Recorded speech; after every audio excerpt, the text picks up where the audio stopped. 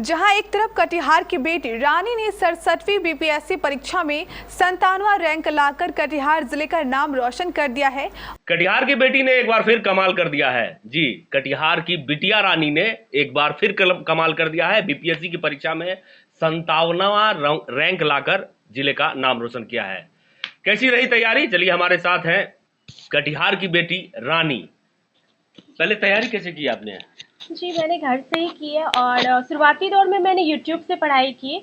जो वीडियोज़ आते थे उसी को देख-देख के बेस मेरा हुआ। उसके बाद फिर मैंने बुक्स पढ़ी, एनसीईआरटी की बुक पढ़ी है 9th-10th की स्पेशली। और थोड़ा हिस्ट्री के लिए मैंने भी 12th का उसके लिए पढ़ा। उसके बाद फिर प्री हुआ, प्री के बाद फिर मेंस के लिए भी कुछ बुक्स थी। सेल्फ स्टडी ही था और ऐसा नहीं था कि सिर्फ अपना मतलब सहयोग भी मिला, जैसे कुछ गुरुजनों का भी सहयोग मिला, साथ में साथी जो हमारे थे फ्रेंड्स, उन लोगों ने भी सहयोग किया और बस इसी तरह से हो गया।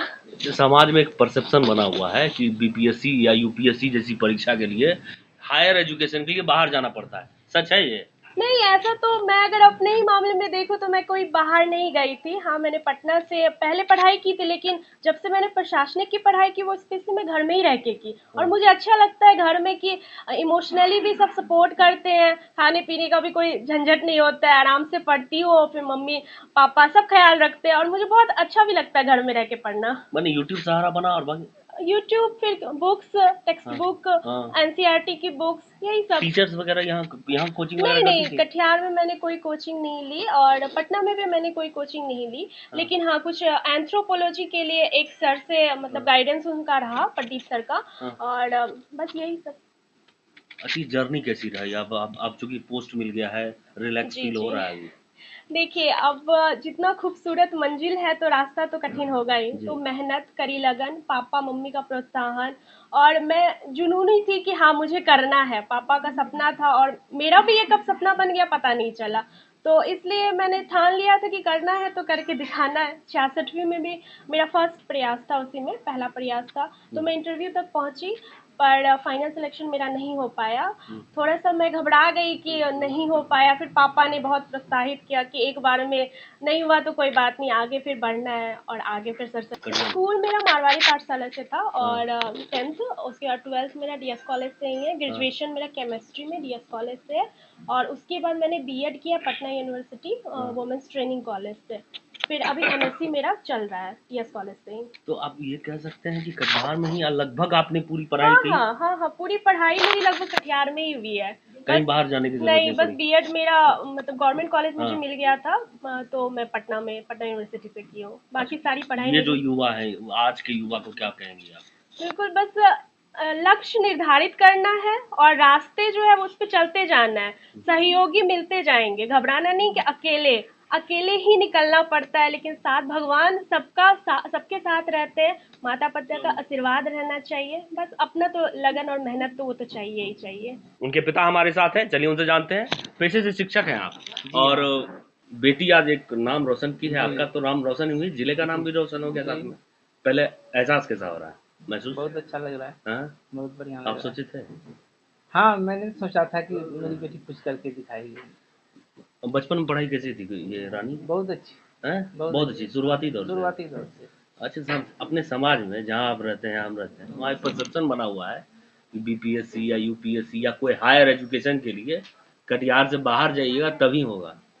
ऐसा कुछ नहीं है। हम तो अपनी बेटी में ही एक प्रयोग के तौर पर ये देखा कि यहाँ भी रह के कोई भी कहीं भी रह के पढ़ सकती है। केवल उसको जो है प्रोत्साहन करने वाला चाहिए और उसकी लगनशीलता चाहिए। लक्ष्य बहुत हर समय हतोत्साहित जब होती थी तो हम इसको उदाहरण देके समझाते थे कि अब्दुल कलाम आजाद एक पायलट बनना चाहते थे, लेकिन उसका नहीं हुआ। तो स्वामी विवेकानंद ने कहा कि नहीं, इससे अच्छा आप बनिएगा, इसलिए जो आत्महत्या मत करो। इस भगवान तुमको इससे अच्छा बनने के लिए जो है दिया है। यह बहुत ऊंचे पद पर चले गए। अभी लोग तो बधाई दे रहे हैं, खुशी हो रही है। हाँ, तो रिश्तेदार अब क्या कह रहे हैं? बहुत सब अच्छे महसूस कर रहे हैं और सबका आशीर्वाद है और सब महसूस करते हैं कि अच्छा। रिश्तेदार के साथ तो रिश्तेदारी भी अब आ रही हाँ, वो तो होगा ही ना। तो रिश्तेदारी में तो सब बनाया हुआ है, अपने लोग किए हैं, बढ़िया है।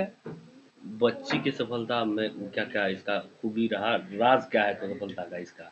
इसका खुद का लगन है या खुद का लगन, गुरुजी हैं? खुद का लगन, गुरुजी का आशीर्वाद और मेरा सहयोग। चलिए, निश्चित तौर पर कहते हैं कि अगर आप किसी चीज को दिल से चाहें तो पूरी कायनात आपको जिताने में लगा देती है। अपने सहयोग गुड्डू शेख के साथ मैं करण कुमार, केबीसी न्यूज के लिए। वहीं कल्पना कुमारी ने 1115 रैंक लाकर अपने पूरे परिवार को गौरवान्वित कर दी है। कल्पना कुमारी के 2 बच्चे हैं और पेशे से वह शिक्षिका है। साथ ही साथ घर की जिम्मेदारी निभाते हुए उन्होंने 67वीं बीपीएससी परीक्षा में सफलता हासिल की है। कल्पना कुमारी जगन्नाथपुरी बरमसिया के वार्ड संख्या 12 की रहने वाली है। कल्पना कुमारी के पति विनयकांत दिनकर भी पेशे से शिक्षक हैं। जब हमारे संवाददाता करण कुमार और रवि झा ने कल्पना कुमारी और उनके पति विनयकांत दिनकर से बात की तो उन्होंने बताया कि कल्पना वर्ष 2014 से प्राणपुर में सहायक शिक्षिका के पद पर कार्यरत रहते हुए बीपीएससी की परीक्षा में 3 बार असफल होने के बावजूद भी अपने चौथे प्रयास में सफलता प्राप्त की है। चलिए आपको सुनाते हैं कल्पना अपनी सफलता के बारे में क्या कुछ कहती है। कामयाब पत्नी के पीछे पति का हाथ होता है, इस सच को साबित कर दिया गया है। पति पत्नी दोनों शिक्षक हैं, लेकिन पत्नी ने कमाल कर दिया है। बीपीएससी की परीक्षा में 3 बार तक लगातार परीक्षा देती रहीं और इस बार सफलता हासिल कर ली है। हमारे साथ है कल्पना जी, और कल्पना कुमारी जो है एक अच्छा रैंक लाई है, बीपीएससी की परीक्षा में क्रैक कर चुकी हैं, हमारे साथ हैं। चलिए इनसे बात करते हैं। मैडम, आप पहले प्रोफेशनली अभी क्या है? अभी मैं हाई स्कूल की शिक्षिका हूँ, साइंस टीचर। साइंस टीचर जी। हाई स्कूल में? जी। कहाँ? Pranpur high school. Pranpur high school में। जी। इसकी तैयारी फिर कैसे टाइम आपको मिल गया इस बीपीएससी की तैयारी? सर, इसके पीछे मेरे पूरे परिवार का सहयोग है, काफ़ी सपोर्ट रहा। मैं जब भी पढ़ती थी मेरी माँ चाय भी मुझे बनाने नहीं देती थी, सारा मेरे बच्चे को भी संभालती थी और मैं टाइम निकाल के अपना स्टडी करती थी। काफ़ी स्ट्रगल रहा सर, लेकिन मैंने अंततः आज सफलता प्राप्त की है। आप महिला है, आपके 2 बच्चे भी हैं, तो उसको संभालना, फिर पूरे परिवार को संभालना, उसके बाद आपको स्कूल भी है। जी सर। तो फिर कैसे मैनेज कैसे किए सब? सर, मैं अपना ड्यूटी और अपने पारिवारिक जिम्मेदारी को निभाने के अलावा जो भी टाइम मुझे मिलता था उसका मैं स्टडी में ही उसका उपयोग करती थी। तो मैं काफ़ी परिश्रम करते हुए यहाँ तक पहुँची हूँ सर। अच्छा, इससे पहले भी आपने बीपीएससी की परीक्षा दी थी? जी, मैं कई बार दी हूँ। ये मेरा चौथा इंटरव्यू है बीपीएससी का। इससे पहले मैं 53वीं से 55वीं, 52वीं से 55वीं सर, और 60-62वीं भी मैंने दिया था सर। सीडीपीओ का भी मैंने इंटरव्यू दिया। उसके बाद ये मेरा चौथा प्रयास में मैं सफलता प्राप्त की हूँ इस बार, लेकिन सफल हो गई जी। है। श्रेय कौन कैसे दीजिएगा, किनको दीजिएगा, कौन है श्रेय? श्रेय मेरी मम्मी, मेरे हस्बैंड, मेरे मामा जी, मेरे पूरे परिवार को मैं इसका श्रेय देना चाहती हूँ सर। हाँ, आप शिक्षा दीक्षा कहाँ से आपका हुआ? मेरा कटिहार से है। कटिहार में? कहाँ जी। पढ़ती थी आप? Uma Devi girls high school Katihar. 12 तक? जी जी। ग्रेजुएशन? फिर ग्रेजुएशन मैंने इग्नू से किया है सर। अच्छा, क्या रहा सब्जेक्ट? Zoology honours. अच्छा, ये बीपीएससी में ये कहा गया है कि आप हमारे समाज में ये है कि आपको तैयारी करने के लिए बाहर जाना हो, हायर एजुकेशन के लिए बाहर जाना है। आप तो शिक्षक भी थी, पूरे परिवार था, कैसे तैयारी किए? मैं सर ऑनलाइन लेती थी मटेरियल। उसके अलावा मैंने पटना भी मुझे टाइम मिला बीच में 1 महीने 2 महीने का, तो मैंने पटना भी विदाउट सैलरी लीव ले करके मैंने तैयारी किया सर इसका। अच्छा, और फिर बाकी नेट वगैरह सहारा जी दिया? जी। क्या रैंक है? रैंक मेरा 1115 से। क्या अभी पोस्ट पद? नगर कार्यपालक पदाधिकारी। हाँ, तो फिर आप शिक्षक, तो आप फिर रिजाइन देना पड़ेगा जी आपको? जी, रिजाइन देना पड़ेगा। सहयोग सबका मिला आपको? जी, पूरा सहयोग रहा। मेरे बच्चे भी मम्मी पर हो ना, मतलब सभी लोग काफ़ी सपोर्टिव रहे और मेरा डेडिकेशन रहा कि मैं यहाँ तक पहुँची हूँ। हस्बैंड और आप दोनों शिक्षक हैं, इसलिए कुछ ज़्यादा आपको लगता है? हाँ जी जी। हैं? जी, दोनों? मेरे हस्बैंड जी काफ़ी सहयोग किए। मेरे हस्बैंड भी हमेशा इंस्पायर करते रहे कि पढ़ाई करो, आगे बढ़ो। चलिए अब सुनते हैं कल्पना के पति विनयकांत दिनकर का क्या कहना है। हमारे साथ कल्पना जो कामयाब पत्नी है, उनके पति विनयकांत दिनकर जी हमारे साथ हैं। चलिए उनसे बात करते हैं। शिक्षक होने के बावजूद जो है, मैडम भी शिक्षक थी, आप भी शिक्षक हैं, जी कैसे घर में मैनेज कैसे किए? मैनेज कर लिए सर। हाँ, जो भी समय मिलता था हाँ, इसको कहते थे कि पढ़ाई करो। हाँ, बाल बच्चे भी प्रेरित हो करते थे कि मम्मी पढ़ाई करो पढ़ाई करो। हाँ। हाँ तो ये बच्चे तो, माँ बाप तो बच्चे को बोलते हैं पढ़े। जी, लेकिन बच्चे ही हमारे जो हैं प्रेरित करते थे अच्छा, कि मम्मी तुम पढ़ो और आगे बढ़ो। तुम पढ़ेगी लिखेगी तब तो हम आगे बढ़ सकेंगे, तुमसे ही तो मुझे प्रेरणा मिलती है ना। छोटी वाली मेरी बेटी शिवांगी दिनकर भी बोलती थी कि मम्मी तुम पढ़ो, तुम पढ़ेगी तुम्ही से प्रेरणा लेकर के मैं भी आगे बढ़ूंगी। आज जो कुछ भी है बनी है मेरी पत्नी नगर कार्यपालक पदाधिकारी, तो मेरा बेटा बेटी का भी श्रेय है इसमें। बेटा बेटी का बेटा बेटी का भी श्रेय है। जितना खुश मैं हूँ काफ़ी हमसे ज़्यादा खुशी जो है मेरा बेटा और बेटी है। बच्चे ज्यादा। हाँ घर में कैसे मैनेज किए, ये जो घर में परिवार? हाँ घर में चूंकि मैंने पत्नी तो बहुत कुछ देखती है ना। कुछ जैसे मान लेते हैं हमको भी हाथ बटाना पड़ता था। अच्छा, परेशानी कहाँ होती थी? परेशानी होती थी जैसे स्कूल से आए हाँ, तो उस समय कुछ था, अकेले दोनों वाइफ हस्बैंड रहते थे हम्म, तो उस समय थोड़ा होती थी परेशानी। हम्म, हाँ उसके बाद फिर मेरी सास यहाँ पर आ गई, वो बच्चे को देख रेख करती थी अच्छा, और टाइम से टाइम जो है खाना पीना बना कर हम लोगों को देती थी और आज भी देती है। अभी तो वो है मैनेज नहीं। हाँ वो मैनेज करती थी। वो मैनेज कर लेती थी। जी अच्छा, ये एक समाज में परसेप्शन बना हुआ है जी कि हायर एजुकेशन के लिए बाहर जाना पड़ेगा, या फिर चूंकि घर की महिला थी, कैसे वो किए? इसको विदाउट पे लीव में रखते थे। हम्म, साल में 3 में 3 माह जो है हम विदाउट पे में रख सकते हैं, ये नियमावली में है। तो उसी के तहत जो वो बीच बीच में मैं इसको पटना भेज देता था। उसके बाद सेल्फ स्टडी हाँ सेल्फ स्टडी में नेट से ऑनलाइन से जो है इसको जुड़ा दिए, ऑनलाइन के माध्यम भी पढ़ती थी ये। चलिए, धन्यवाद। निश्चित तौर पर कहा जाता है कि सफलता पाने के लिए बस लक्ष्य जरूरी है। अपने सहयोगी रवि झा के साथ मैं करण कुमार, केबीसी न्यूज के लिए। वहीं अविनाश कुमार ने बीपीएससी परीक्षा में 291 रैंक लाकर जिले का नाम रोशन किया है। श्री विहार कॉलोनी विनोदपुर के रहने वाले अविनाश नगर निगम के एसडीओ अमरकांत झा के पुत्र हैं। इन्होंने दिल्ली में रहकर सेल्फ स्टडी करते हुए सफलता को हासिल की है। इस सफलता के बारे में हमारे संवाददाता रवि झा को अविनाश और उनके माता पिता ने बताया कि 67वीं बीपीएससी का रिजल्ट आ गया है और इस रिजल्ट को क्रैक कर 291 रैंक लाकर कटिहार का नाम रोशन किया है श्री विहार कॉलोनी विनोदपुर कटिहार के रहने वाले अमर कुमार झा के पुत्र अविनाश कुमार हमारे साथ मौजूद हैं। सबसे पहले इस सफलता पर आपको बहुत बहुत बधाई। Thank you. रिजल्ट आया, क्या रिएक्शन रहा आपका? मतलब मम्मी पापा खुश थे तो मैं भी खुश हूँ, क्योंकि उन लोग का बहुत कंट्रीब्यूशन रहा इस रिजल्ट के लिए, तो उनकी खुशी से मुझे बहुत खुशी, मतलब अच्छा लगा। इंटरव्यू कब हुआ था? इंटरव्यू 17 अक्टूबर को हुआ था। क्या खास रहा इंटरव्यू सेक्शन में? इंटरव्यू में एनालिटिकल क्वेश्चन कुछ ज़्यादा मुझसे पूछा गया था। जैसे इजराइल में वुमेन को भी मिलिट्री ट्रेनिंग दिया जाता है, तो उनका था कि अगर इंडिया में देंगे तो क्या इम्पैक्ट पड़ेगा, अगर सारे यूथ को देंगे तो क्या इम्पैक्ट पड़ेगा, ये उनका एक क्वेश्चन था। और एक क्वेश्चन था कि अगर आप एसडीएम बनते हैं या फिर आप पीपीएससी अधिकारी बनते हैं तो आप फ्लड के लिए कैसे कैसे स्टेप्स लेंगे। उन्होंने फिर महात्मा गांधी का इजराइल के ऊपर क्या सॉल्यूशन था, क्वेश्चन था वो पूछा था। और फिर चाइना पाकिस्तान इकोनॉमिक कॉरिडोर जो है उनके बारे में उन्होंने क्वेश्चन पूछा था। फिर उन्होंने पूछा था कि सॉफ्टवेयर इंजीनियर होके यहाँ पे तुम क्या कंट्रीब्यूशन, मतलब वहाँ का एक्सपर्टीज यहाँ पे क्या कंट्रीब्यूट करोगे, ये उनका एक क्वेश्चन था।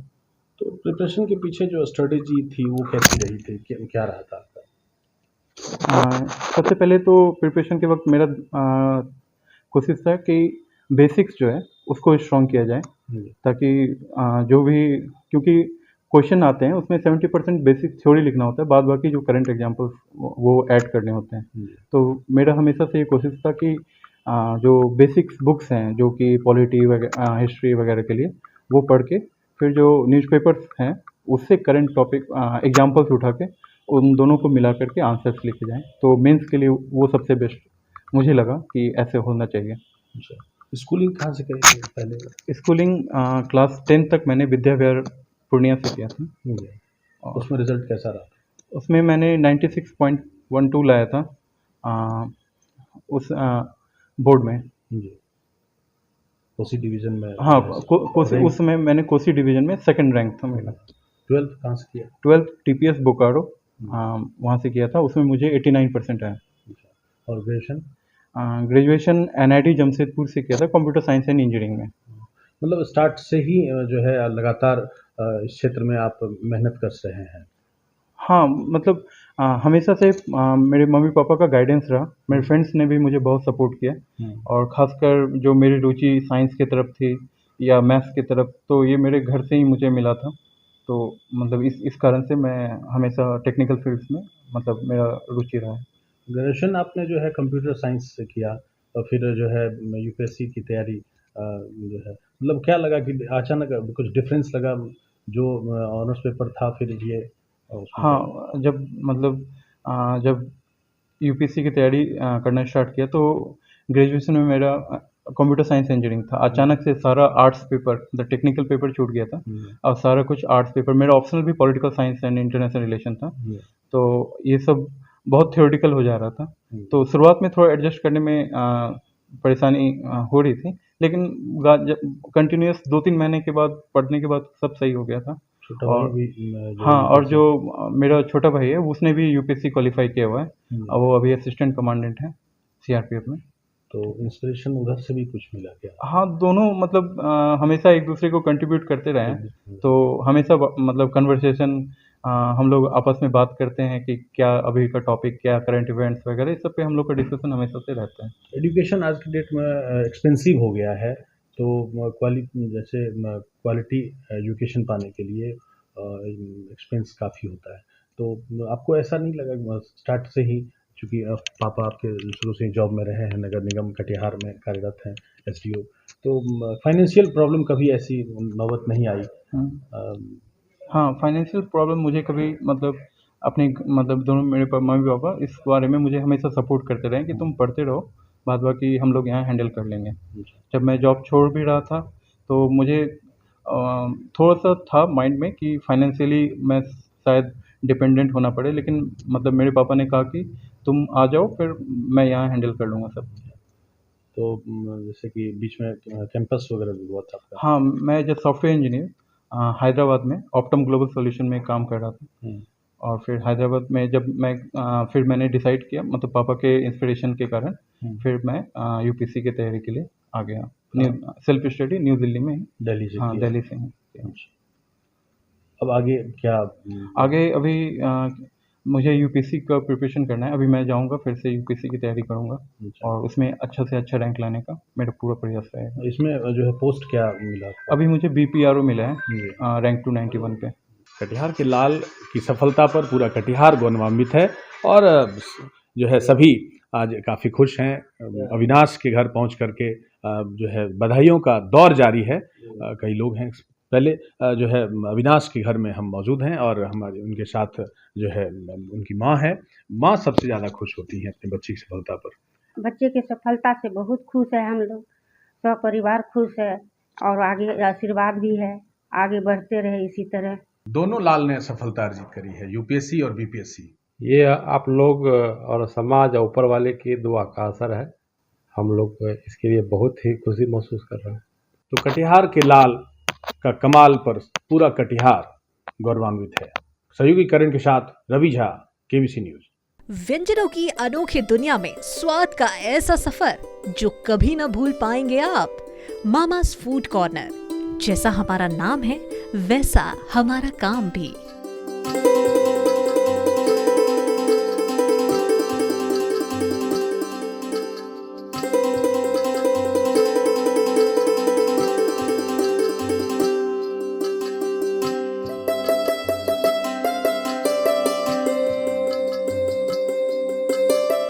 चटपटी चाट, स्वादिष्ट व्यंजन, चाइनीज फूड, अमेरिकन मिल्कशेक और बेहतरीन सजावट का लाजवाब मिश्रण।